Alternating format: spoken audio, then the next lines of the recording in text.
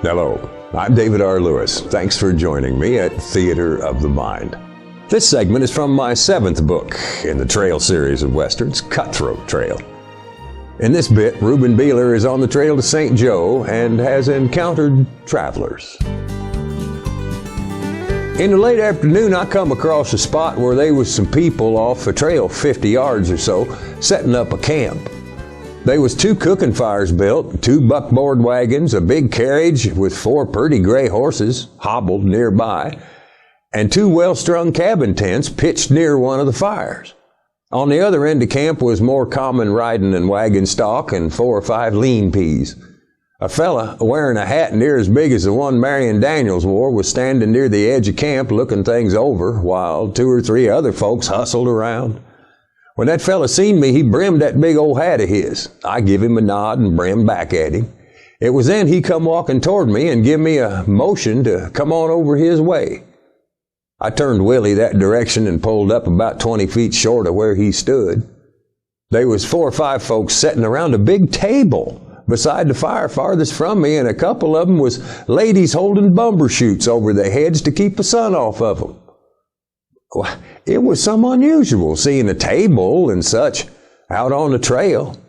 "Afternoon, sir," that fella said to me. "My name's Bert Johnson. I was wondering if you might know how far from Excelsior Springs we might be."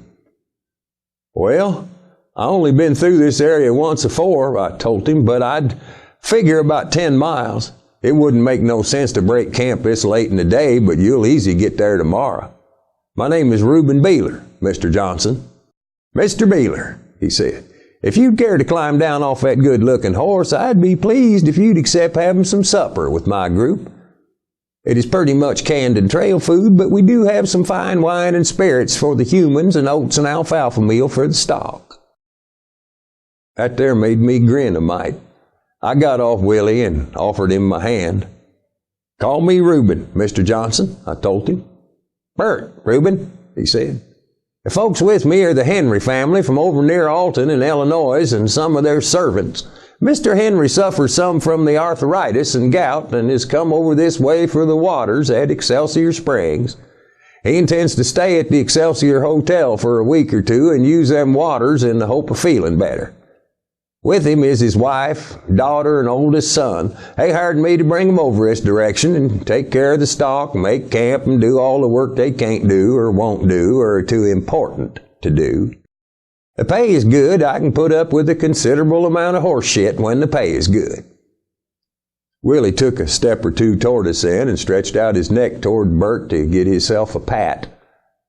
Bert rubbed Willie's nose and chuckled. "Quite a bit of horse shit, is they?" I asked him. "Well, there's a damn sight more than the horses can account for," he said, rubbing Willie on the jaw. "It always seems some out of balance to me that money makes folks that's got it think they is some better than those of us that don't. Now, I've been with this herd for 10 or 12 days now, and I was ready to quit after 2 hours.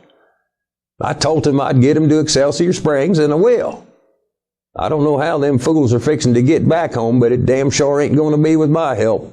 They can find their own way to hell for all I care." A tall fella wearing stripy pants, a black cutaway coat, a string tie, a derby hat, and low-cut shoes come striding up to us then. He was about my age and spoke up to Bert. Right off, I didn't care much for him. "Just who is this person then, Johnson?" he said. Before Bert could say anything, my ruff come up and I jumped in. "Why talk about me when you can talk to me, sir?" I asked him. That comment seemed to vex him some. He looked at me like I was something stuck to his shoe. "I wasn't speaking to you," he said. "Well, you're some short on manners, sir," I said. "I reckon the fault's with your parents." He give kindly a little jerk and glared at me. "I find you to be quite rude," he said. I smiled at him.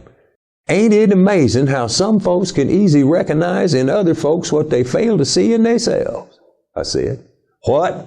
he asked me. That was an insult to you, sir," I told him. "Well deserved and plain spoke."